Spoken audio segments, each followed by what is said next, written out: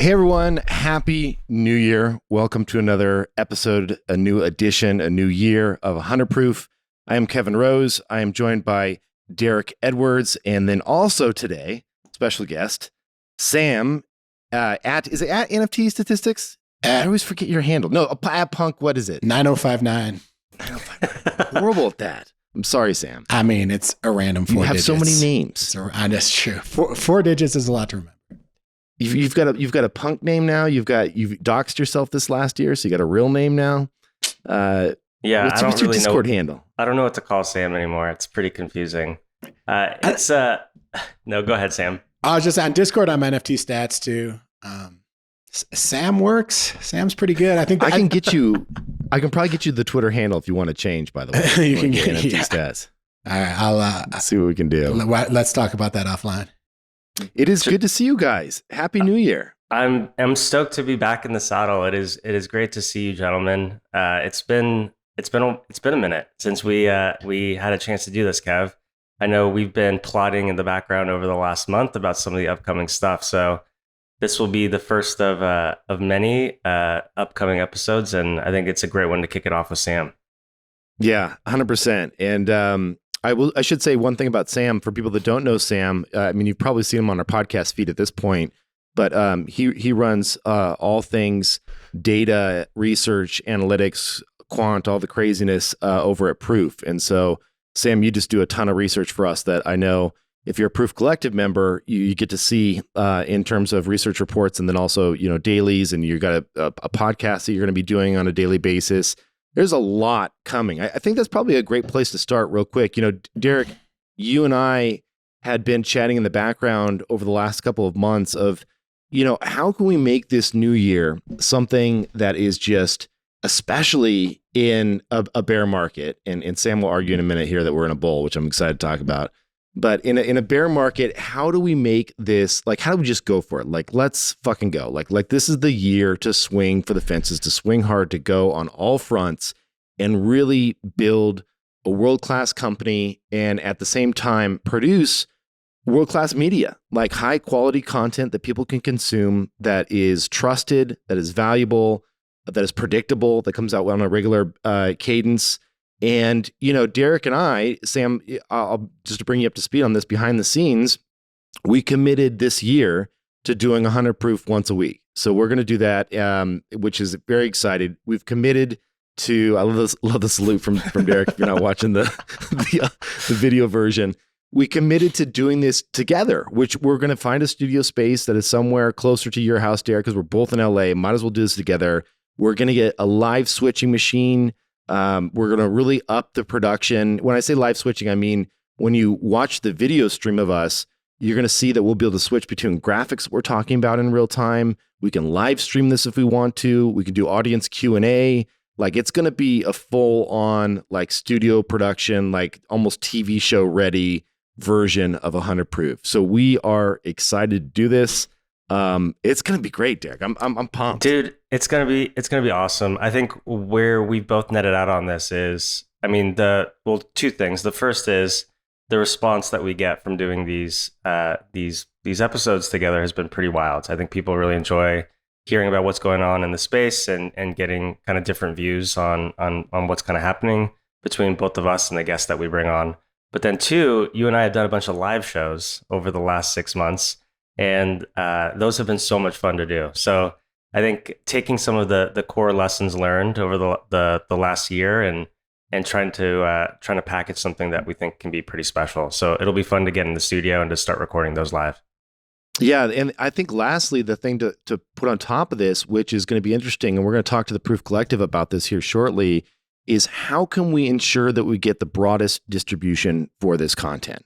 Because right now, we do this thing where we release it early to the Proof Collective. But what we want to do is say when, Mauricio, who runs all the kind of back end of all this on the video production side, when we go live, can this hit multiple channels? Can it hit YouTube Live? Can it hit Twitter Spaces? Can it hit all these different areas where people are hanging out and spending their time? And can we turn this into something that has distribution that is, 4 or 5 plus X from where it is today? And if we can do that, then at the same time, we're drumming up more excitement for all of the projects that we're building at Proof, and then all the other great projects that we're showcasing as well that are not the stuff that we're building at Proof. So I think it's a win-win for the community, for artists, for builders, and for all the stuff that we're focused on. So it's going to be fun. And then Sam, you've got your own world of things that you're doing, and you're putting out these expressos, which are these amazing data dense PDFs that come out daily that give us a quick hot take on what's going on in the industry. You're going to turn that into more of a daily video. Like, can you tell people how that's transitioned and where you're going with that? Yeah. So we're going to start doing a daily, it was hopefully a 5-minute podcast show every weekday. So Monday through Friday. I think it came about because I've been putting out the Espresso, which has just gone to the Proof Collective. It's got a ton of data. It's got a bit of analysis. And I think a couple things. One is that a lot of people are saying we want a video version. So that was a quick, easy one to win. Two, I personally like talking more than writing. I think when I talk, I get more of my personal takes in. And a bit, writing, I find myself a bit more serious. So I think for me personally, the chance to actually talk and express kind of what I think is interesting happening in the market would be cool. And then 3, I just think in the market right now, we have a lot of talk shows, a lot of spaces and whatnot, but just a quick 5-minute, and the format's going to be, it's called the countdown. And it's going to be like, these are the 3 to 5 most important charts in the market today.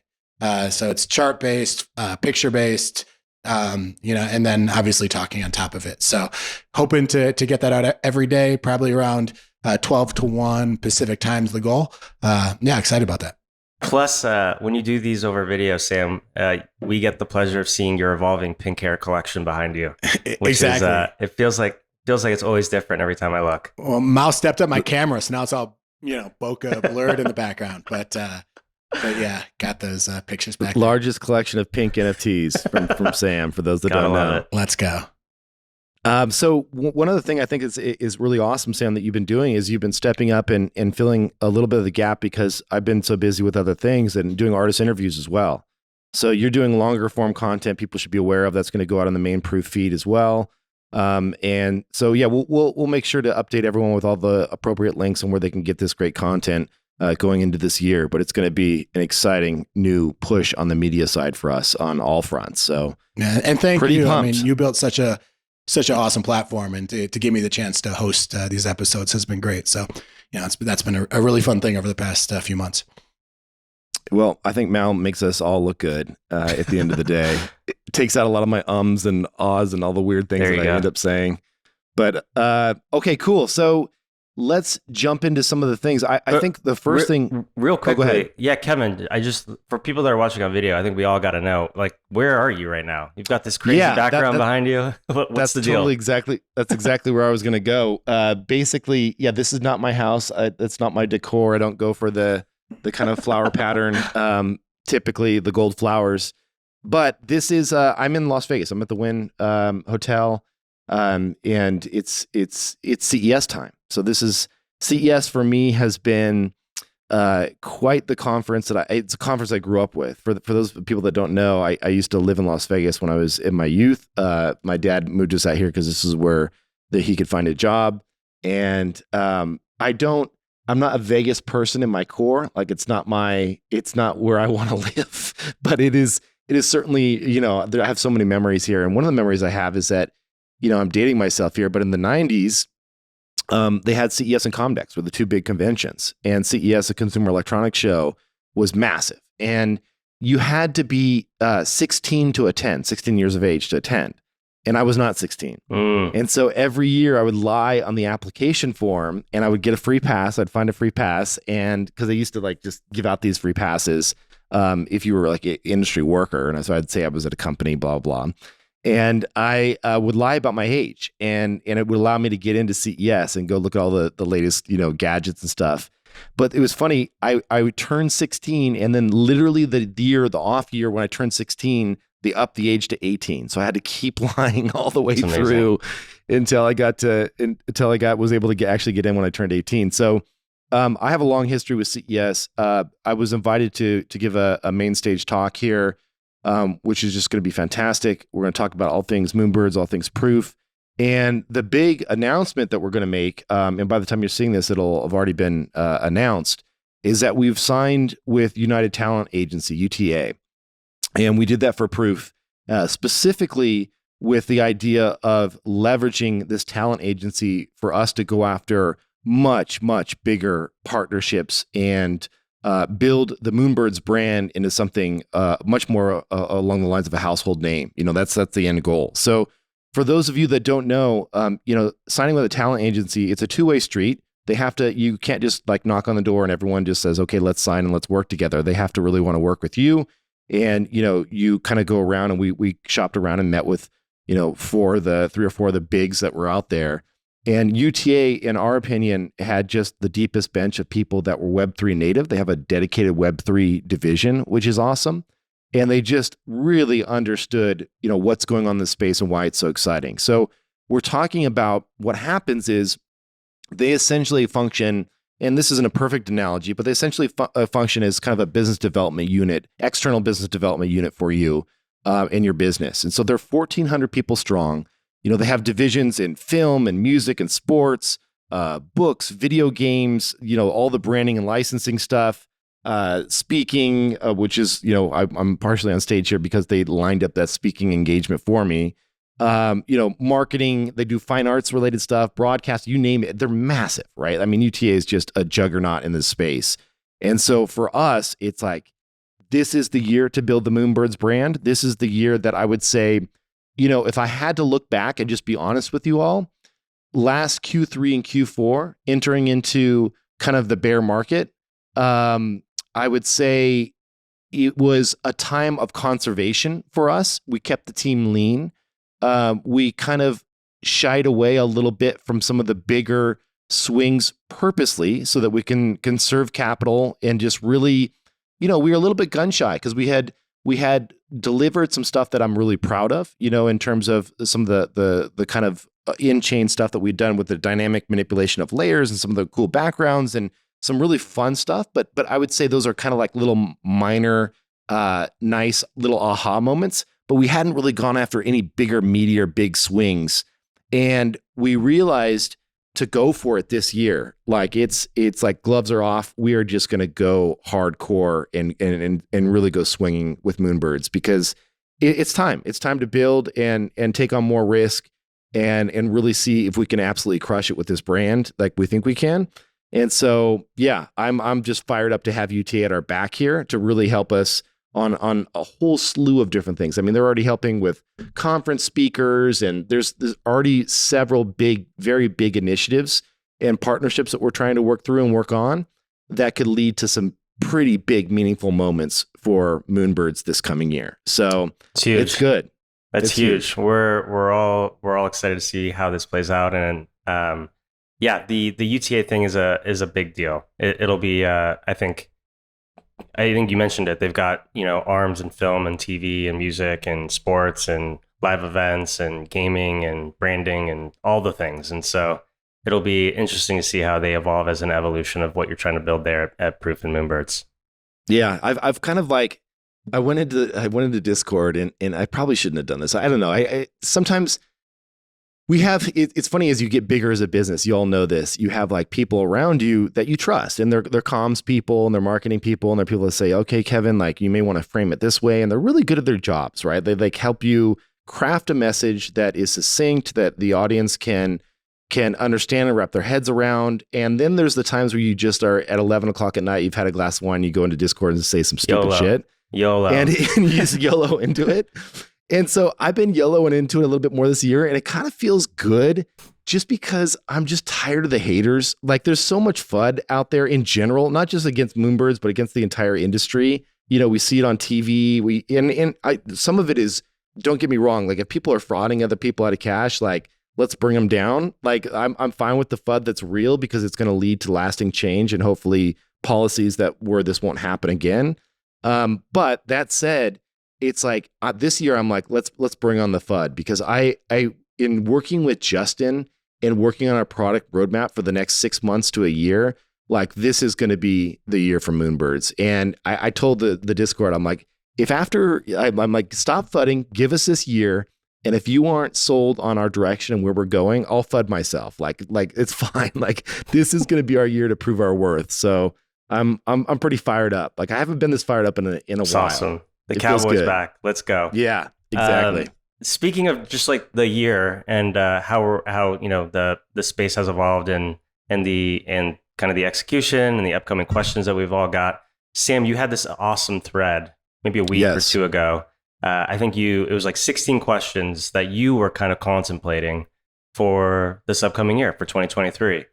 I thought it was really well questioned, well said, and maybe we can cover some of them on how the three of us are all kind of thinking about these questions, even if it's just a couple of them. But it'd be fun to kind of riff on that if you want to pull that up and you don't mind. And I want some predictions from Sam too. I noticed there weren't any predictions there, and I'm like, okay, big man's got a lot of questions but no predictions. No answers. He's all questions, no answers. Exactly. Dude. Unacceptable. Guys, I tweet a lot. Like people come at me sometimes like this tweet like should have been. I was like, I was just thinking what questions. I have not tweeted it. That was all I did. But yeah, but yeah, that's a good point. Maybe I should try to go through and answer what I think some of those results will be. Yeah, well, let's walk through them because I think this is a fantastic framing for the new year and for this first podcast.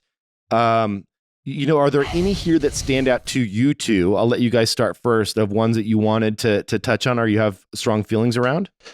For me, I mean, I put this one first because I think it's what's most important, which is what's going to bring new collectors into the market in 2023. And when I think back to, I guess, 2021 and like the real bull market, it was Jay-Z making a crypto punk as NFT. It was Visa buying a punk was huge. It really set off a bull market. Steph Curry, there was this kind of celebrity theme and this validation of the space.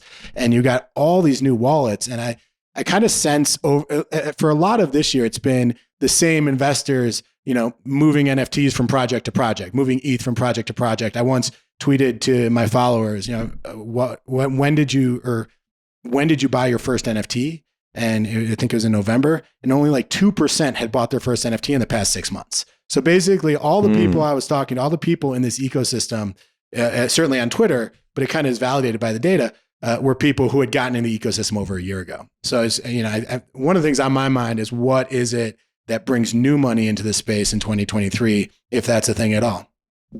Yeah. One question I have for you, Sam, is like, we've seen some dabbling by, say, Instagram, right? Where they've made it really easy. I don't know how widespread that functionality is. I've never seen it in my Instagram feed, so maybe they haven't done the entire rollout yet.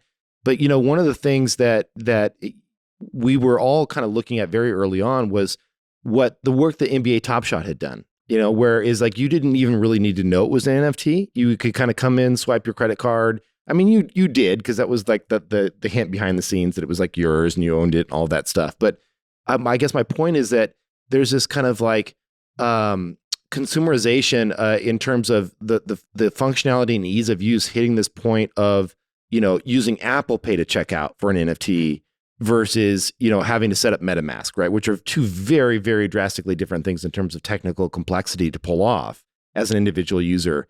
Sam, do you think that's what we're going to need or do you think that, we're going to have like Artblocks has been on a tear for 3 months and all of a sudden, thousands of new people enter and it's the same old story again, where we're setting up MetaMask, we're doing all that. Like, I just don't know. I don't know if there's going to be a catalyst that brings us to millions of users in the next 12 months. Like, yeah, I'd say two things. I think one, the first thing is like this industry is already pretty big, and we got to this level we got to the level we're at through the tools we have now. I agree. It is entirely, it's not just imperfect. It's actually pretty bad. Like the number of people I have two very good friends who lost valuable NFTs within a week of their first purchase. And one of them worked for an art museum, so the kind of person we really want buying NFTs, and within a week he got scammed out of it, and so I agree that the current tools are bad, just leave a lot of vulnerability in users. I think these things like Reddit NFTs, everyone got so excited about Reddit NFTs. I think there was less buzz about Instagram, even the Donald Trump NFT, like all these things where all these new wallets were created. At the end of the day, we didn't see the follow through into like significant usage and trading of the NFTs. Like on Reddit, people said, sure, I'll get my free avatar. And they got a wallet created with that, but they actually never ended up going and using it or trading it. Extremely little volume on Reddit now, just a month after or a couple months after all the hype. So I think that on-ramp I agree. I think we really need it. I think it's going to be a lot more gradual. And I think that's like multiple years as opposed to like something that's just going to hit this year and change everything. I think as far as, I don't want to be too negative though on where we are now, because if you look what happened in 2021, it was incredible. If all these, art blocks became a massive thing. CryptoPunks became $100,000 floor. Bored Apes still are $100,000 floor. So there was this energy that came into the space, and that is still here. I mean, even for the bear market, we're having, you have a Bored Ape floor at 100,000. You have multiple projects where NFTs have 10,000 floors, 10,000 US dollar floors. The top art blocks projects are at all-time highs right now in ETH terms. Look at what's happening with Chromie Squiggles. So there still is a ton of activity right now. And kind of the first thing that came to mind for me as far as what could be like a new on-ramp would be, what if like the MoMA bought, or what if, I don't know MoMA at all, I'm not deep in that world, but what if you just had a lot more art museums really get into the space in a serious way? And when, you saw a little bit of that last year, like in Miami where they bought the CryptoPunk, and that was positioned right next to a Warhol. Yeah. And I don't know, I was thinking, I don't think this is the flood that you get when Steph Curry makes a Bored Ape his PFP. I don't know if we get those floods anymore, but I think maybe trends like that could continue to be some kind of gradual onboarding platform. Well, it's interesting, Sam, because and then Derek, I'd love your take, but I'll just do one similar analogy here that I'm very familiar with, which is kind of the luxury high-end watch market. Having run and been CEO over at Hodinkee for a few years, one of the things that was very apparent to me in watching that and being in living that world was that it was very much like the art market, in that people purchase these things as collectors to hold on for the next decade plus. And, sometimes they would just hold on to them and pass them down, to their kids. Right. So that was kind of the plan for the distribution of those things over the long term. And in reality, it was a very small number of timepieces that were actually, and I'm taking, if you take Rolex out of that equation, because they produce 1 million watches a year, but outside of that, you're talking about small production, in the thousands of very high-end, very expensive pieces of art, wearable art. And what that leads to is actually a pretty big market. You got Christie's and Sotheby's playing in the secondary sales markets. They do the same like contemporary art. They do several auctions per year that focus just solely on watches. And it's a double-digit billions of dollars a year in new annual revenue business out there, the high-end watch market. So there is a world where NFTs, they become that. They are the high-end art market of collectibles. And if you take a look at who's behind and powering, like just say on the watch side, it's actually, when you get to the auctions, it's actually just a couple hundred people. And they're the ones there that are sitting there putting up the paddles and doing the bids and driving these prices higher. And don't get me wrong, yes, there's thousands of people behind the scenes that are actually collecting these things, but it's not that big, right? So there is a world where NFTs still are a double-digit billion-dollar industry, but it's more focused on kind of the art side, and yet we never get to mass adoption on the consumer side. Do you see what I'm saying? So really all great lines of thinking here. And like, this has been a very fun conversation for me, just like listen to. I'll say I agree with what you're saying, Kevin and Sam. I definitely think as it relates to store of value, like digital objects around like things like generative art and like these Grail PFPs, like that has product market fit. This idea that you can store value in this digital object, and there's other collectors that will demand to hold that object for a variety of reasons, whether it's technical or cultural or historical significance or whatever it may be.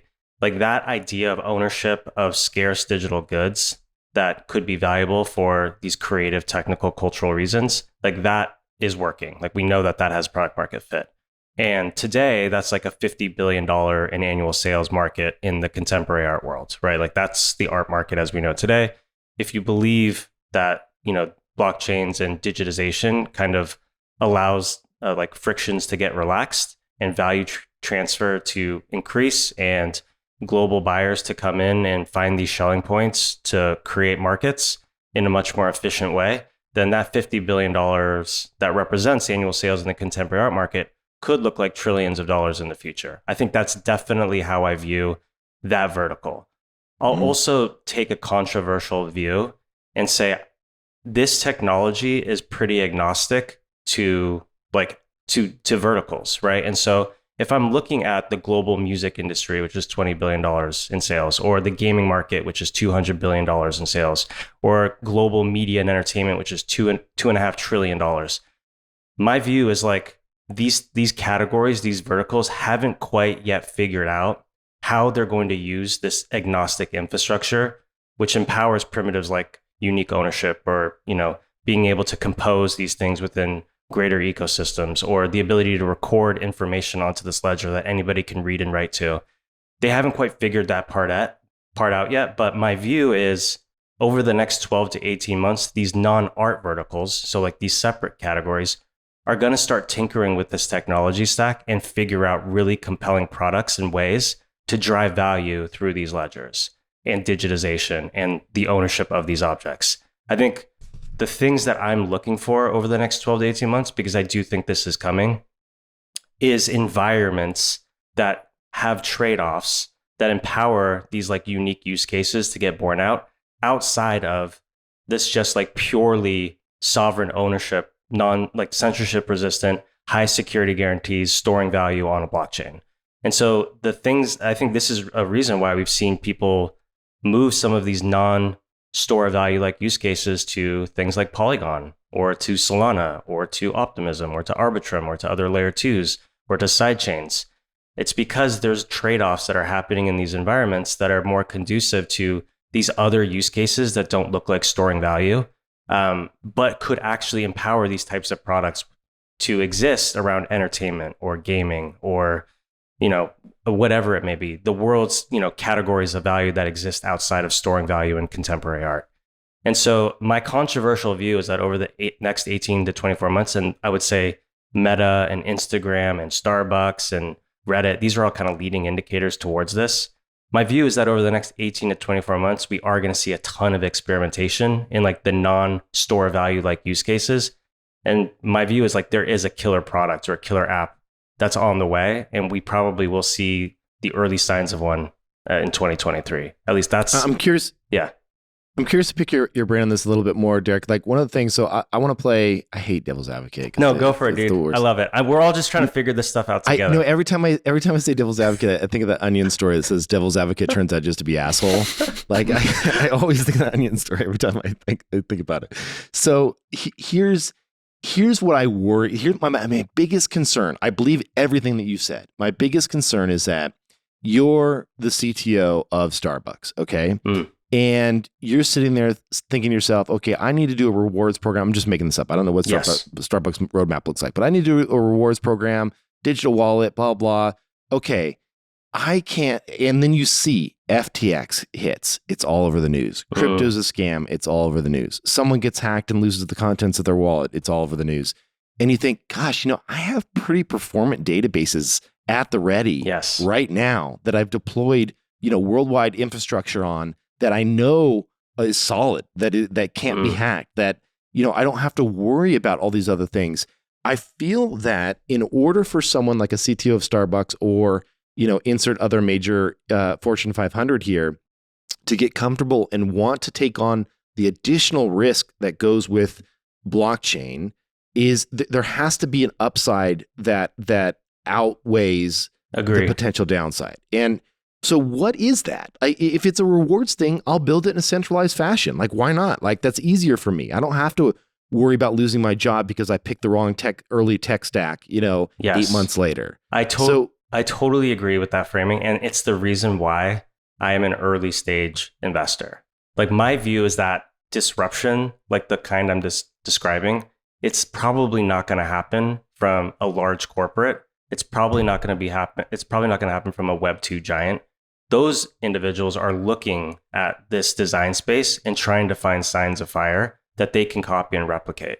And my view is like the outsized products that get built out of this space are probably going to come from somebody like a Moonbirds or a Proof or a Yuga or a brand new startup that's experimenting with this design space and has figured out a way to put these ingredients together in a really compelling package. And those things I think are more likely to happen by the early stage builders in this space, which then leads to standards getting built and these corporates that you're describing looking at that fire and saying, we need to do that quickly. Now, no, it's a great point because we've already seen a little bit of that. I would call them like, campfires, like not full on blazes, but like we've seen like, Axie Infinity was a campfire. Yes. Like, don't get me wrong, it's massive volume, like huge. But like when we saw that happen, it was like, whoa, play to earn. Like this could be the future of gaming, right? And I know there was some hacks and some horrible stuff and some things went sideways and, momentum shifts to the next hottest thing. And so, but there was a little something there. You know what I mean? Totally. Like even that Axie like really created two ideas. It was the first, this play to earn concept where, the time you spent could actually be replicated into some financial asset that had value. I think that was the first like interesting innovation that Axie pioneered.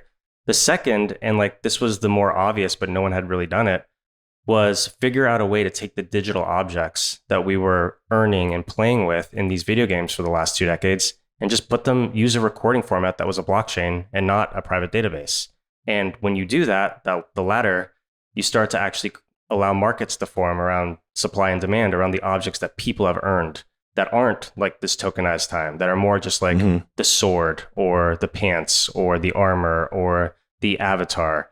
And markets can actually develop in a way that have always existed on private databases for these games. I played many of them growing up. I'm sure you guys did as well. But now they exist on this ledger that anyone can read and write to. And so markets can form organically. Now that primitive is still pretty early, but like there's no question to me in the future that, the world's games are going to be leveraging blockchains as a recording format. It's more a function of time than like if it will happen. But like, I guess I guess the point that I'm trying to make around Axie is it was an upstart company. They saw this design space. They started experimenting with it. They're creating standards that will set, the world standards for how this stuff will work in the future. And my view is it's not going to be just gaming. It's not just going to be store value art. It's not just going to be media and entertainment or music. It's going to be everything. This is an agnostic infrastructure. Anyone can do with it as they please. But we still need people to take those risks, experiment, try new things, and create those standards for us to actually see how this technology will play a role in the future. I just don't know if that is, 6 months from now or 6 years from now. That's the head scratcher for me is like, when does that actually flip? Sam, curious, should I buy some Wolf game right now based on what Derek's saying? I mean,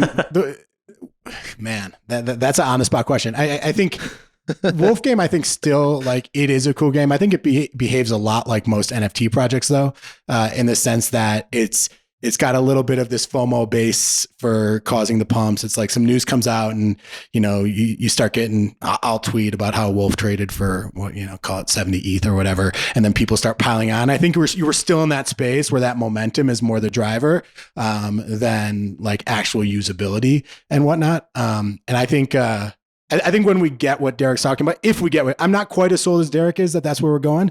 But let's just say that happens. I think you're starting at a much lower price point than where Wolf Game is right now. I think Wolf Game's already kind of in that collectible kind of collectible playing momentum type of space versus I think what Derek is referring to.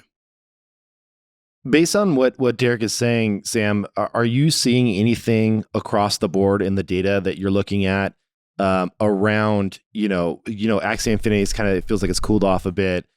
Is there any up and coming projects that you're keeping an eye on that are more, not generative art, not the next PFP, but something that is more game-like, or any other sectors that you're excited about? I pay closest attention to the ETH ecosystem, and I look a little bit at Solana and Tezos and other things, but I'd say where most of my focus is on ETH. And, the two projects that I think are in that gaming space of sorts is, obviously Wolf Game, as you mentioned, at least in terms of looking at some of the projects that have made it kind of into that like expensive tier of NFTs. Wolf Game's one, and then Digi-Daigaku. And, Gabe Layden is, I think, the person in this space that has the most experience building kind of mass adoption games. He's trying to do something similar with Digi-Daigaku. And he's just an interesting person to follow, partially because he has just very aggressive, charismatic takes on what it's going to take to bring a billion users into the space. Partially because he's built games before and seen what mobile game virality looks like and how can we integrate that in here. So I'd say Digidaigaku and that entire ecosystem, he's already had like 3 or 4 drops that have gone with it and a bunch of partnerships. That's kind of where I'm looking. I don't think we're anywhere near mass adoption. He does have a Super Bowl ad coming up, which I think will be really interesting because it's a Digidaigaku does not, I think it's something like 2,000 NFTs, or it's not a lot of NFTs. It's certainly, the user base is still pretty small versus what his vision is. So I think Super Bowl will be really interesting to see how that goes. Super Bowl ads, man. You never know if they're freaking good spends or like if that's the beginning of the end if somebody does that. Yeah, I mean, they raised like $200 million just for this NFT project. And, he's done Super Bowl ads before for his mobile games, and talks about how they're a decent spend of money if your goal is cultural relevance. Very different from someone like when I was at Uber. All we cared about was getting more people taking their first ride. That's a very different ad spend than someone whose only goal is cultural relevance. So yeah, I'm curious to see how that shapes up. Yeah, the Super Bowl ad thing is kind of perplexing to me because like I agree with that take. If you can actually convert that cultural relevance into something like into some conversion event. And I think the frictions, the onboarding to like jump onto Blur or OpenSea to buy a Digidaigaku or engage with the ecosystem or understand what the hell is going on over there, they're just too high right now for like a mainstream audience that watches the Super Bowl to convert into, like that, take that cultural relevance and convert it into something important for that project. So I don't disagree with the thesis. I just think there's probably a better use of funds than running a Super Bowl. Oh, for sure. I mean, look, I'm really curious. I was just gonna say, I think there's no chance that his goal is to get more people buying Digidaigaku. Like there's no way, these are NFTs for $10,000. Like we all know that Super Bowl ads don't work for that. I think, I would hope, I have no idea what's in his game plan, but I would hope ultimately there is some mass onboarding type of metric that eventually is going to be part of the game plan. You would just have to think that. I really got to get a hold of the person that did the Coinbase ad last year. Because remember, they just put that QR code up. Yeah. Yeah. And wasn't it like $5 free or something if you signed up for an account? I can't remember. I thought that had to be like. I'll put you in touch with her. She's one of my wife's best friend from college did that ad. So I'll, Kate Rose, really? yeah, Awesome. she's a Facebook exec who now very clever ad. Is the same ad. They did a great job there. Yeah. That's amazing. All right. So I think we've hit on this one pretty hard. Should we move on to some of the other questions? Let's do it. Sam, what is this? I think 2 and 3 are pretty interesting, and they may work part and parcel with one another. You want to like riff on those for a minute?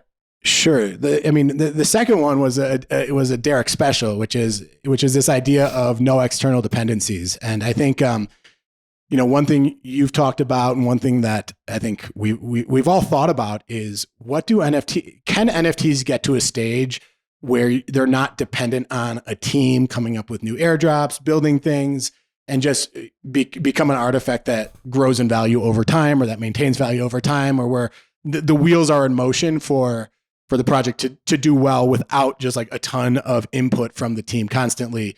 I think this is the golden question in NFTs is where does all this end? What does the off ramp look like where teams are not building videos over and over? I don't think we're quite there yet.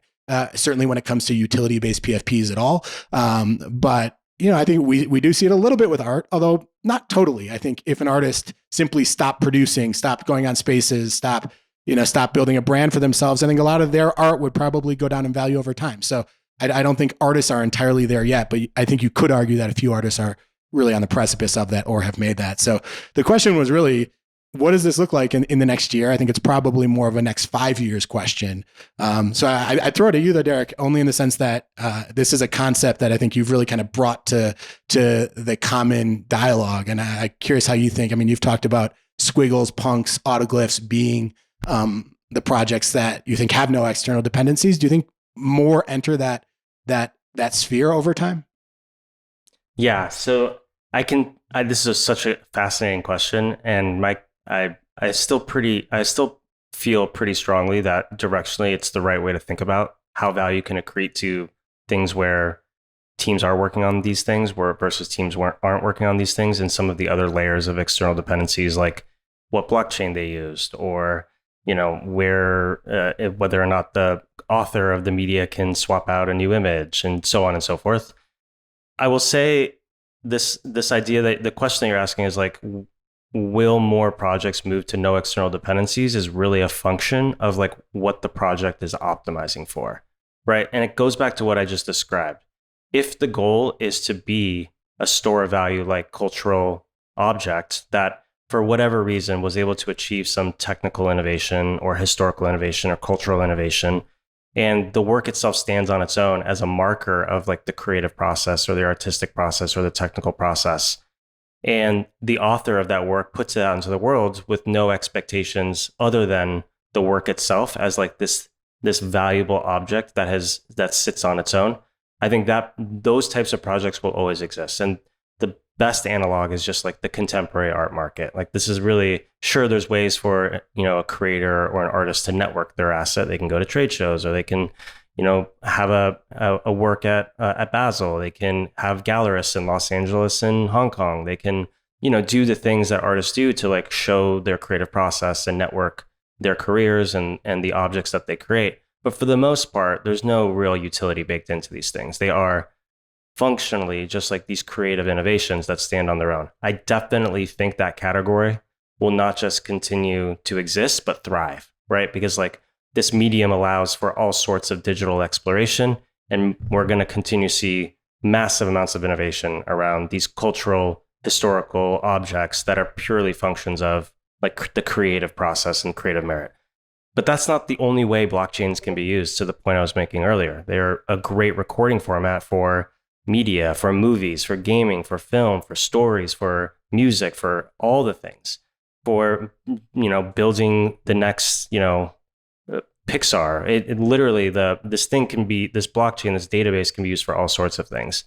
And if there's less of a reliance on, I guess, the way I would like frame this is, if you're trying to build persistent products and services over the coming decades to drive value to your mission, to drive value, then there is going to be some external dependencies that get baked into the objects that the project is launching. And I think that experimentation is only going to continue to grow as well, especially as these different verticals start exploring with the medium. But curious to hear from Kevin and Sam if that kind of thinking lands with you guys. Yeah, I mean, for me, it's really hard to figure out. I think what you said on the technical innovation side and someone being able to point back to a historic first makes a ton of sense for durable, no external values to actually work, right? Like I otherwise I don't know. I always like run through these use cases in my head, and it's either that or something has to have had a big enough dent in the zeitgeist to where we all say, wow, that is a meaningful part of, it may not be on the technical side, but it's a meaningful part of culture that I believe it will, have lasting value over the long term. Like, I'll give an example, not NFT related, but an example.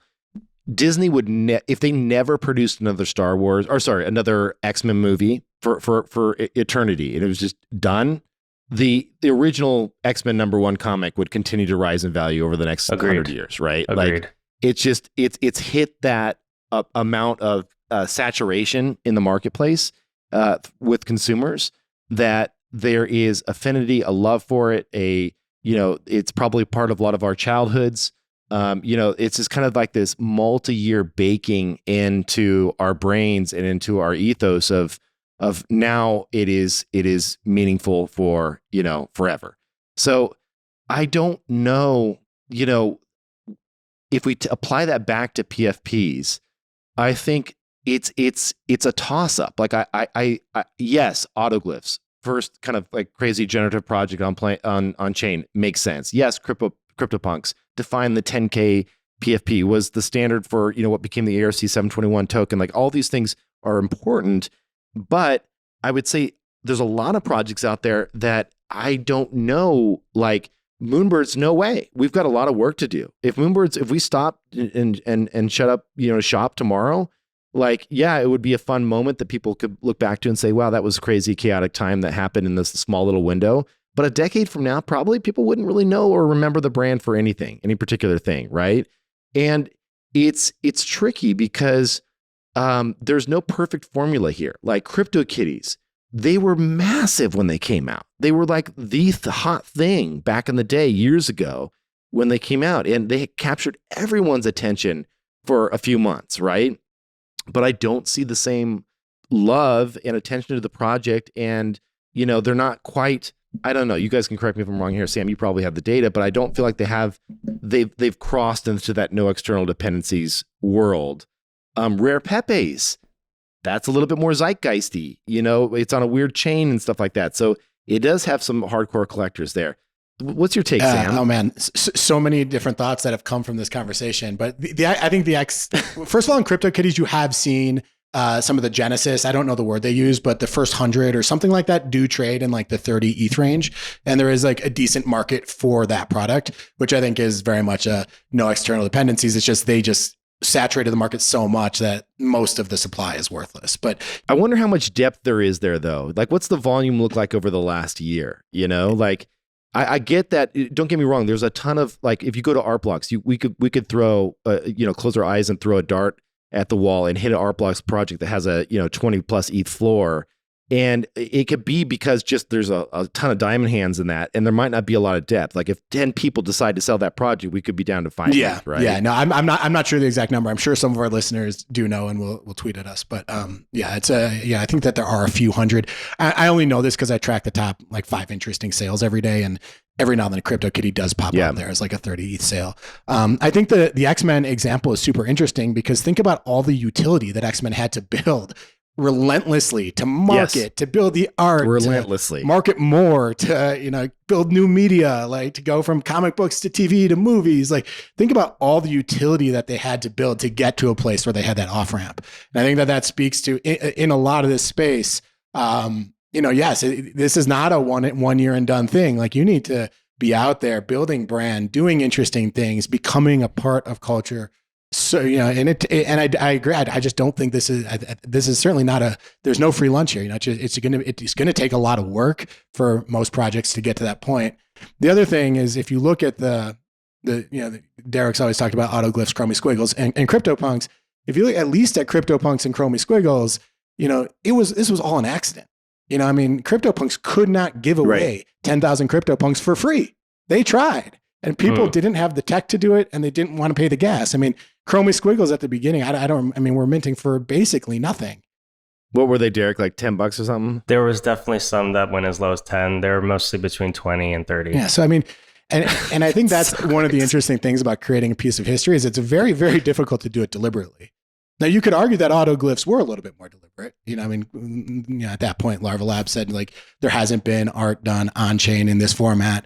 Like, let's be the first to do it. That feels like it was a little bit more of a more deliberate innovation. But no, but that's Meebits for them, right? Meebits was their really deliberate, like, let's do this, after they already had enough success, right? Fair enough. But that's the other thought for me is I think a lot of this stuff is very hard. It's and I think once the attention is all on it, it's not always as obvious as kind of looking back at certain things were in retrospect. And so those were a couple of the thoughts that came to mind listening to. I totally agree with Sam streaming here. And I think the last kind of stamp I would put on this conversation is there's no right or wrong way, right? Like you can look at CryptoPunks at 60 ETH and Chromie Squiggles at 17 or 18 ETH, at Autoglyphs at a few hundred ETH and say, okay, like it's very clear this store of value, like contemporary art, no external dependencies, historic, cultural, technical first category will like accrue value. Like we've just seen that work. But you can also look at, Moonbirds, doing well and Proof Card doing well and Yuga Labs projects continuing to melt up over time. I think the apes are back at 82 ETH or 80 ETH and say, okay, well, it's very clear that the X-Men, relevance and like work that goes in that is required by the team in order to deliver value around the project, like that works too. Like there is no right or wrong answer. And this is where I always net out is like this blockchain just doesn't care. It's totally agnostic. And we're going to see all types of value written to this over time in all sorts of different directions. Yeah, no doubt. All right. Well, I know we're coming up on an hour here, but I think we should get into a couple. Let's bang out a couple more. Yeah, you got some good ones here, Sam. This was awesome. Any other What do ones you guys think of? I was thinking about going into like fractionalization, lending options, a bit more of the financialization of NFTs. And one of the reasons is that Dalton on our team, War Daddy Capital, one of the smartest guys in the game, he just put out a report on lending that I worked with him on, and I think I think a lot of the framework he comes at is how is financialization. People being able NFT perp right now is doing, I think, over $1 million US of volume per day over the past couple of days, and they're still in beta where people can go long, can go short NFTs, different things there. Ben Dow, let me see if I can pull up this chart here. No,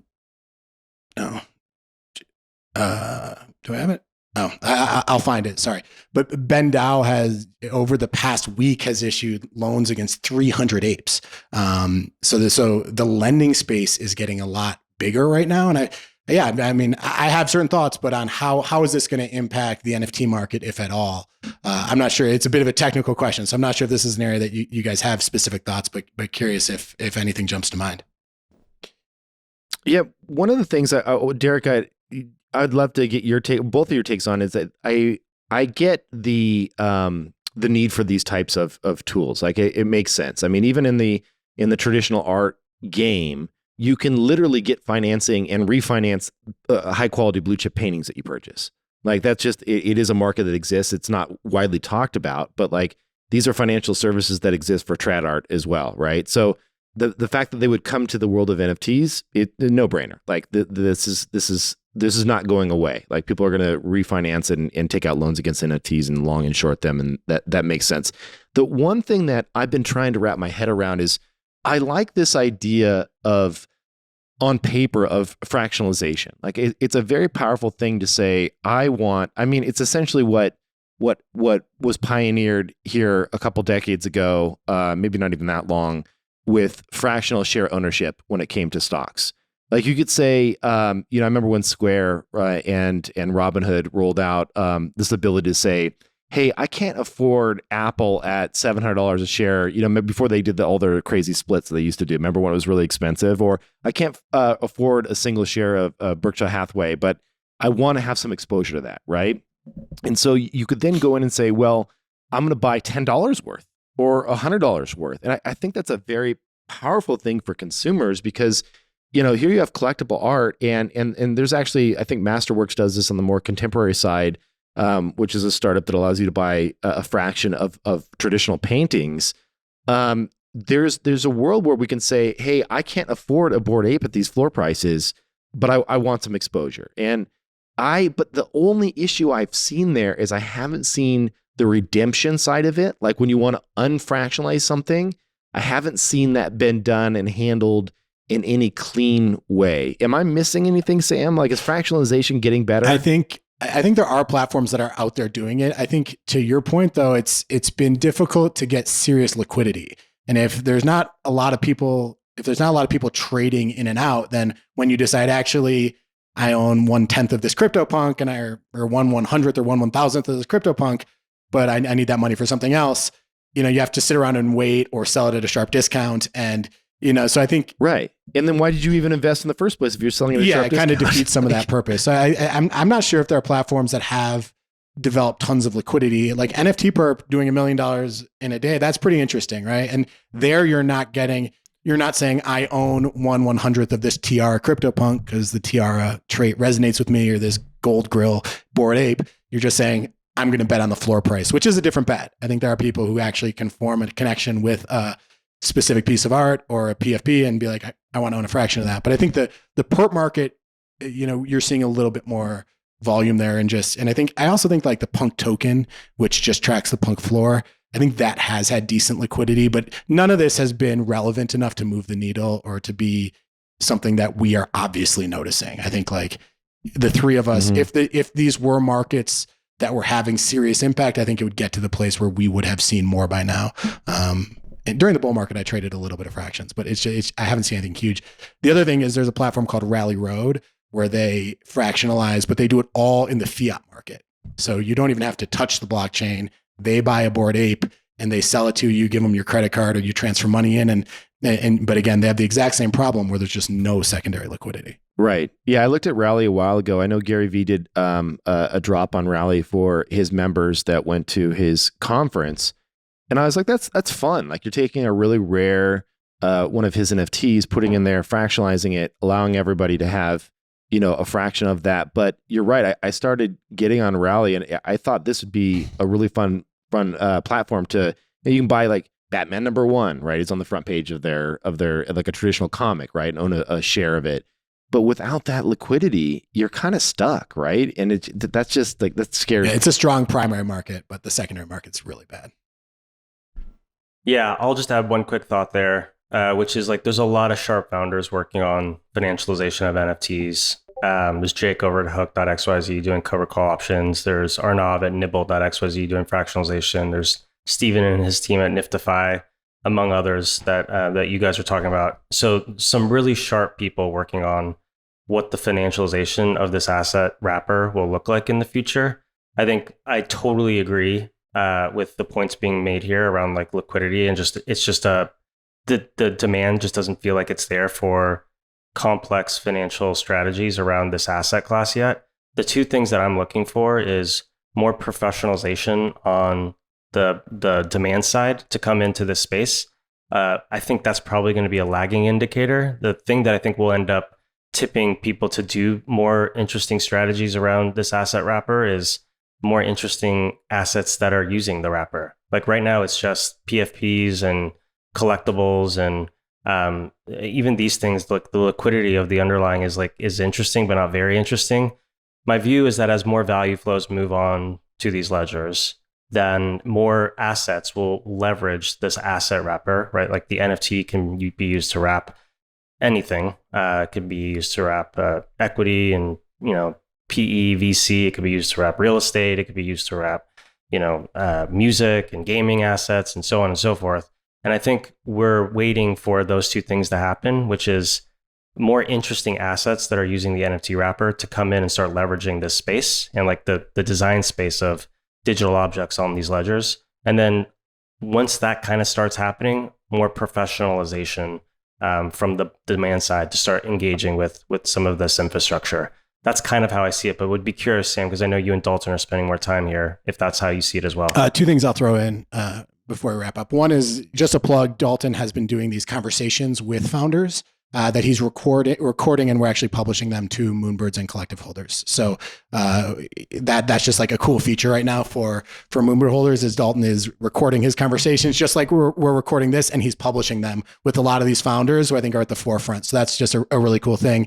The second thing is, that's awesome. I don't think a lot of this stuff is that futuristic. It's actually happening right now in the sense that, I mean, to your point, Derek, yes, we should do you and I should do a whole conversation. We should do a whole on other use cases of NFTs, why they haven't happened yet, what needs to happen for that to happen, et cetera, et cetera. Cause I think that's at the core of a lot of what you've been saying in this conversation. And it's a super interesting topic. The thing I think is interesting is lending is already happening right now, where I put this chart on the screen here. This is the total number of BendDAO Bored Ape Yacht Club loans per week. And this past few weeks has had more than ever before. And that last period in May had huge impacts on the market. And this is just BendDAO. We're not like NFTFi's out there with a lot of loans. Arcade, Cyrus, one of the best traders and lenders in the game, is an advisor at Arcade. I think they're really moving onto the forefront. And this has had impact on the market already.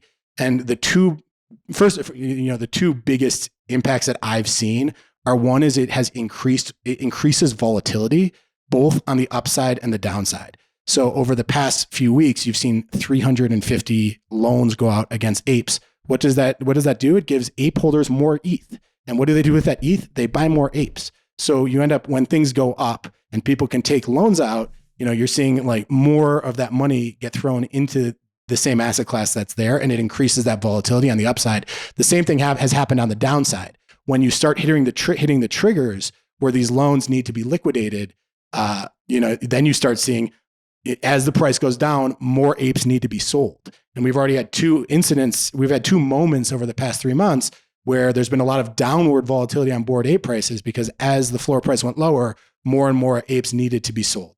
And you've seen that also a little bit on Doodles. You've seen that on Mutants. So I think one of the impacts is we are getting this increased, you are getting this increased volatility that's happening. And the second thing, I do think there is a little bit of risk for market manipulation. I don't think none of this stuff matters for a long-term holder, right? For a long-term holder, you're part of a community, you're investing in a team, you're investing in a collectible item that you think is going to accrue value over time.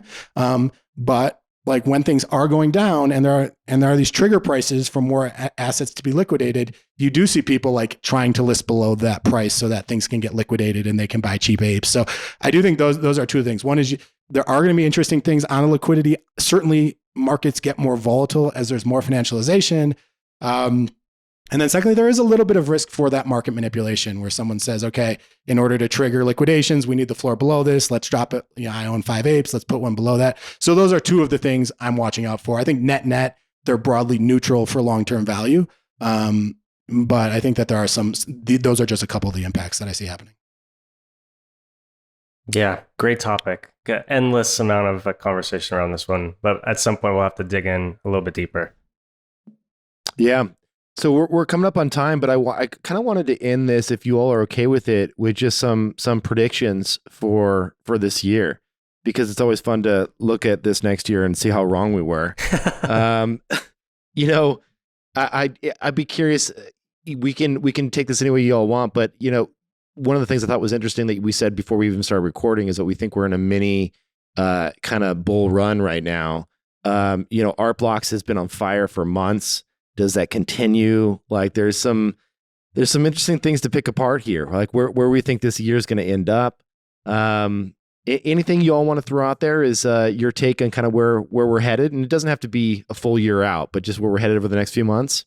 Sam, you want to kick us off? I mean, one thing I'm really curious to see is a project that is started by someone who's like deep in the content creation game. I think a lot of someone who's like written shows for Nickelodeon, who's written shows for HBO and says, my next project where I want to build narrative and story is through an NFT.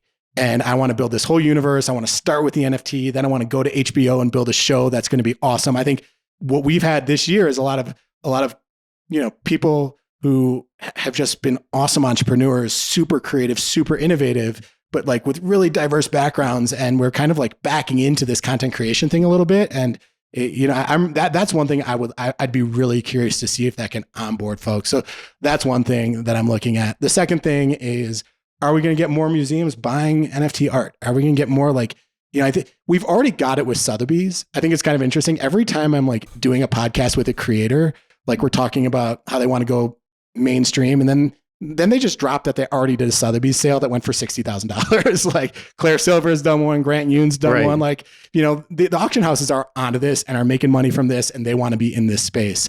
But I think like maybe it's more of the traditional collectors. In the podcast I did with Trey Ratcliffe, he talked about how much he has people spending millions of dollars on his prints, or hundreds of thousands, or whatever the number is, who won't even touch NFTs.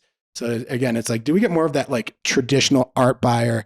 The museums, the curators, the gallerists, getting into the space, can that create more, just more effects that are good for everybody? Obviously, I know you guys both think that when that happens, squiggles are the way to play that that squiggles become, just more of a grail piece, which they already are. But that's another another trend that I'm watching. I'm just making. Don't buy based on what I just said, everyone. That was just a joke. Don't. I was thinking of something to say about you guys and loving squiggles and our audience, but you've helped people make ETH. So none of this is financial advice. Of course. Let's go. So okay. Those are a few thoughts for me. Great thoughts, Sam. I'll try and run quick through this. The first is I think the store of value, like job to be done, is now really starting to be understood. We've talked about it quite a bit over the last year on this show. I'm working on a written piece about that right now that I hope to publish in the next, let's call it 4 weeks or so. So I'm announcing it here so that you guys can hold me to it. But I think as it relates to like that job to be done of storing value in these digital objects, like that will only continue to increase and be understood. And as a result, some of like these core cultural, technical, historic innovations that we've talked about on the show will continue to get more attention and continue to get more understood as these as a way to get, trust minimized exposure to some of these store value like assets that exist on Ethereum. So that's the first prediction, is like that will just continue to grow in understanding and importance and popularity, and more will find buyers that want to solve that job to be done using ETH-based assets and ETH-based NFTs. The second prediction I have is just around generative art more broadly. I have the benefit of being able to chat with a lot of the artists that are working in the space, a lot of the leading thinkers and technologists, and many of which have understood generative art have become more and more like this very crypto native form, right? By injecting randomness into not just like the creation process on chain, but then also the collection process, and then also the storage process. Because you've got this on demand procedural random, let's call it like amorphous thing that's now being injected into like how these how this assets, can gain value and the collective can come around them. This design space that's unlocked with generative has just become like more and more well understood. My view is that it started on blockchain based rails, but where we're going is that more and more it's going to end up in physical real world spaces. So the idea that the objects around us are very much unique in the real world, can we actually use the primitives of on-chain generative media, on-chain generative art, to start informing some of the generative outputs that exist in everyday life, whether it's the houses we live in, or the benches we sit on, or the buildings we walk into, or the posters that hang on the wall, and so on and so forth. And I think what I told Snowfro I was going to do, right? I did. Yeah, I mean, that's a perfect example. So Kevin, maybe you can drop it, or you can chat a little bit about what you're thinking there. Yeah, so Marfa, Texas is where they do a lot of the, Art Blocks has a HQ out there, and they do the annual Art Blocks event. It's a fun little tiny town. Back in the day, I don't know what the prices are these days, but you could pick up literally acres of land for like, $100,000 type of thing. Like it was pretty inexpensive to buy property out there. And so myself and a few other individuals, did just that. Like we bought little chunks of land. Derek, you have a fantastic gallery out there now, which is Glitch Gallery. It's amazing. Got to go visit that. And one of the things that Snowfro did with his most recent drop, that he came out with was just these beautiful generative homes, like these little tiny generative pods with artwork inside of them. And so I told Eric, I said, hey, I'll build one of these on my land. Like, let's 3D print this and just put it on the land and make it as something that people can come visit and check out, right? So, like this idea of this first generative house being built, and we'll put it on this land and make it just like a fun destination. So when we're all out there, we can go out there and have some beers, kind of hang out, watch the sunset because it's so beautiful out there, and just check out this generative house. And there's is that a picture of Eric's place? Yeah, that was when we were out there. You just put up, just so everyone can see the visual of what the land looks like. And yeah, it's beautiful. So basically, that's the plan and I don't think it's going to, like, literally, I think it's, kind of a $50K kind of thing to do something like this. Like these are small little pods that'll be built, but it's more just to be a first and to say, hey, this was a generative piece that we turned into something real world, right? Kevin, I think little tiny house. It's so clear to me that even things like generative structures, generative buildings, over the next 5 to 10 years, this is going to become a massive, massive industry, art form, way that people express themselves, creating, using the principles of on-chain procedural randomness and bringing it into real-world experiences. And for you to get this out there in Marfa will, to me, represents a pretty important moment in this transition that's happening. So 2 things. 1, can't wait to go watch sunset, drink beers, hang out over there with you guys at the spot. But then 2, my view is this will probably become a destination for a lot of people in Marfa to come and swing by and check out the thing you've built as this, emblem of this transition that's happening from pure digital spaces into now physical ones. So, it's crazy. I mean, it's funny because it's what it is. I'll let you get back to your point here, Derek. Well, I'll cap it with this. It's an extension of what we already do today, in that we hire architects that we love and appreciate, that are well known, that have a reputation, to build us structures. Right? We hire Tadao Ando, famous Japanese architect, but is really known for his concrete work. just to do concrete. Yes. Because his concrete is so badass. Like we're saying this structure was done via someone's algorithm Yes. that they developed. it. And so we're just taking, it's the same principles, Totally right? We're taking agree. someone that we admire and applying it to a physical And place. it's gonna- I was just saying go ahead, that Sam. what it adds though, that's different. And I think what generative art, what the piece of generative art that's just structurally different from before is randomness. You know, like that it adds Yes. that new Mhm. variable. And I'm sure there have been ways that randomness has been incorporated into art long before, but not, you know, as far as we know, like randomness is such a key component of generative art. So it is Mhm. an interesting variable to want to throw into a structure as well. Totally. It's going to be so much It's fun. going to be awesome. And so my prediction is, that's definitely going to be happening. I have the benefit of talking to artists and folks that are like thinking very deeply about how these worlds are going to start colliding with one another. But then B, I also feel strongly that Art Blocks as an institution has been far ahead of the curve in understanding this transition, and we'll start to see some really interesting stuff that they do in approaching this intersection. And if you believe that on-chain procedural randomness and generation and on-demand creation and collection, these primitives that have really been pioneered by Art Blocks and the Chromie Squiggle really start to be understood as a core part of how things get created in the future, then you can draw a line back to some of the earliest works, earliest creators, and these things will always have that halo effect of being, these important firsts in both the innovations and cultural significance that they've had in informing these views playing out in the real world. It all comes back So to fun. squiggles. You said it, not It me, always dude. does. I'm not saying You didn't nothing. say anything, Derek. It was just inference, you know. There you go. I just love sitting on the sidelines and watching the squiggles climb over time. It's just, man, I They're love the those best, things, dude. and I'm just like, Rainbow lines. they're the best. The rainbow lines, Best. man. Okay. All right. So here's my predictions going into this year. I hate to be the Debbie Downer / whatever Downer, but this is I think I've heard rumblings and I've talked to a handful of projects that are running out of capital. And this is just the real facts of things here. And that, a lot of projects, as you know, have gone off, had these primary sales. They raise a few $1 million. They go, they throw events, they do all the right things. That the playbook, the things that we're doing. We're trying to build community. We're trying to get momentum. We're trying to do all these things.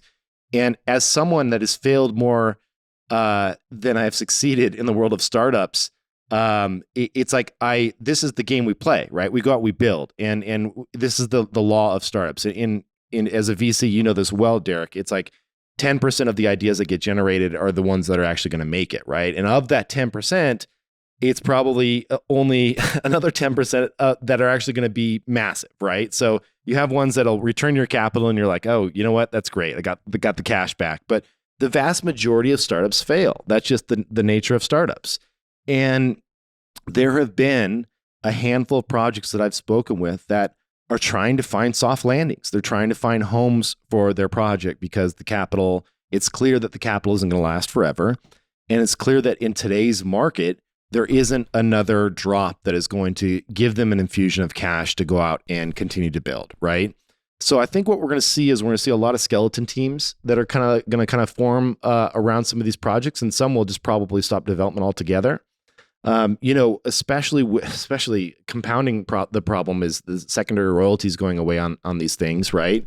So that also makes it really difficult for acquisitions to take place, because in the past, it's like, oh, X project is kind of going sideways. Let's see if we can pick them up, because if we can do a shot in the arm in this project, we can get those royalties kicking back in again, and we can actually turn this into a roll up, right? This is like classic media business, like IAC, for example. They're so well known for just going up and rolling up media properties. Like most people have probably never heard of IAC, but if you go out there and see who they own, it's like they own a bunch of media entities that are household names, and they just go and roll them up, right? And they bring in the teams, if they might be struggling or going sideways, and they kind of like there's like this PE playbook where you come in, you strip the team down, you go in and refactor things and relaunch it and turn it into something meaningful. And there was a bit of this last year where we saw acquisitions of CryptoPunks and other projects that were getting rolled up, right?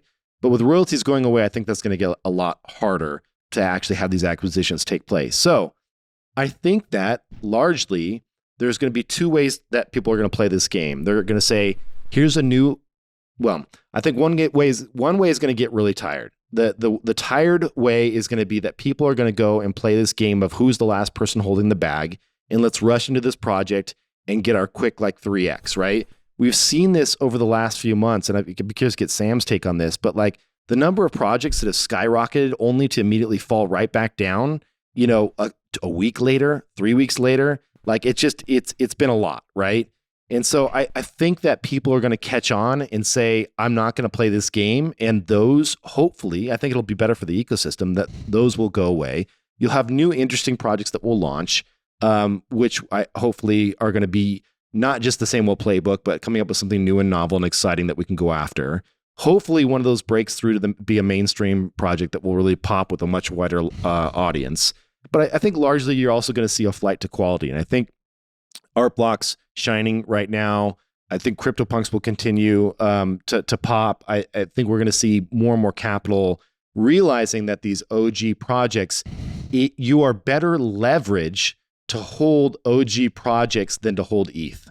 Like I think there is a world where we can make the argument that given the kind of correlation between the prices of CryptoPunks and ETH, like if I can go in and hold punks and the punks go up in value and I get the kicker of ETH appreciating at the same time, that's a multiple I wouldn't have by just holding ETH on its own, right? And so that's an interesting potential upside that I think a lot of people are going to be attracted to, myself included, as a way of, rather than just holding ETH and sitting on it and staking it, I would much rather, hold something that at the floor level is very liquid, like punks, like some of these other projects that have very active floors, rather than just holding ETH. Anyway, that was a bunch of rambling. The last thing I'll say is that this, and I don't ever pump bags here, my own bags. Well, I talk about squiggles, but like people already know that. But aside from that, I will say I don't talk a lot about our proof projects. I will say that this is the year that we are absolutely going for it with Moonbirds. Like where it's time to put our foot on the gas. And, we've got a few major questions to answer. And you'll see in the coming months that we're going to answer these important questions, which for us are, what does Moonbirds really stand for as a community? What can we all kind of champion and rally behind as a community? And then, what is that single product and experience that is uniquely ours that will bring value back to the holders? And how can that be different than anything that we've seen out there that's currently being built? And then on top of that, lastly, we've introduced this like Hoots reward system internally on our Discord that has gone pretty well. And we're excited. It's a very early alpha version of this reward system where it's like kind of give one, get one style inside of our Discord. I think you'll see some experimentation there that extends that into a lot more of the things that we do. So I'm excited for what we're building. I know it's a little bit of pumping our own bags, but I got to say, it's good to be fired up again. Love it. Love it. Guys, this has been an awesome episode. Kev, I know you got to get to the show here. Little fireside chat here. Yeah, I got to jump on stage here in a minute. It was an honor to hang out with you guys and excited to keep these rolling. Yeah, Sam, thanks for all your great data, man. Every time you come armed and strapped with charts and graphs that Derek and I, we're just degens over here compared to your real rigor that you put behind this stuff. So I appreciate that. Yeah, thanks guys for having me. That was a lot of fun.